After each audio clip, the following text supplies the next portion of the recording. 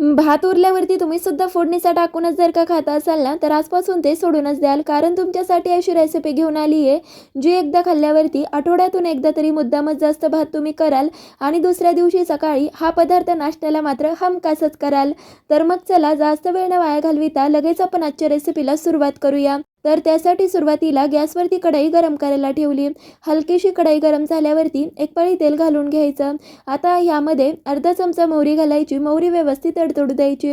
मोहरी तडतडल्यावरती अर्धा चमचा जिरे घालायचे. जिरेसुद्धा व्यवस्थित असे फुलू द्यायचे. खमंग जितकी जास्त फोडणी बसेल तितकी भाताची चव चांगली अशी लागते. लगेचच यामध्ये 2 मध्यम आकाराचे कांदे बारीक असे चिरून घालायचे. कांद्याचा वापर थोडासा जास्त करायचा म्हणजे भाताची चव छान अशी लागते.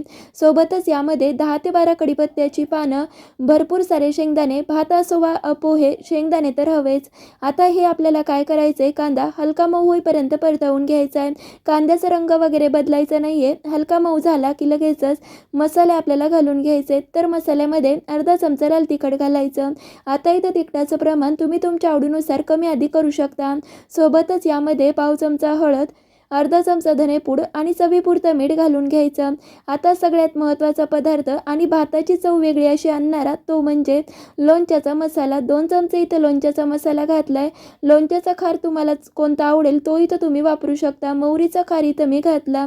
तुमच्याकडे जर मोहरीचा खार नसेल किंवा विकतचं लोणचं असेल त्याचा सुद्धा खार इथं तुम्ही वापरू शकता. माझ्याकडे घरच्या लोणच्याचा खार होता. आता काय करायचं, मसाले सुद्धा 4 ते 5 मिनिटं मंद आचेवरती परतवून घ्यायचे.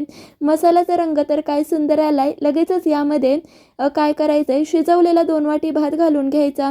फक्त मीठ घालता वेळेस एक गोष्ट लक्षात ठेवायची की लोणच्याच्या खारामध्ये सुद्धा बऱ्यापैकी मीठ असतं, त्यामुळे मीठ घालता वेळेस बेतानेच घालायचं. भात घातल्यावरती काय करायचं, गॅसची आच मंदच ठेवायची. व्यवस्थित 5 ते 7 मिनिटं मंद आचेवरती भात परतवून घ्यायचा आहे. जितका जास्त तुम्ही भात परतवून घ्याल तितक्या भाताची चव चांगली अशी लागते. त्यामुळे मंद आचेवरती किमान 5 ते 7 मिनिटं परतवून घ्यायचं. चला तर इथं 5 ते 7 मिनिटानंतर व्यवस्थित भात परतल्या गेला. रंग तर काय सुरेख आलाय ते तर तुम्हाला दिसतच असेल. तुमच्याकडे जर का कोथिंबीर असेल तर ह्या स्टेजला भरपूर सारी कोथिंबीर घालू शकता. माझ्याकडे नव्हती म्हणून नव्हती घातली. कधीच केला नसेल किंवा खाल्ला तर अजिबातच नसेल असा चटपटीत लोणचं भात तयार.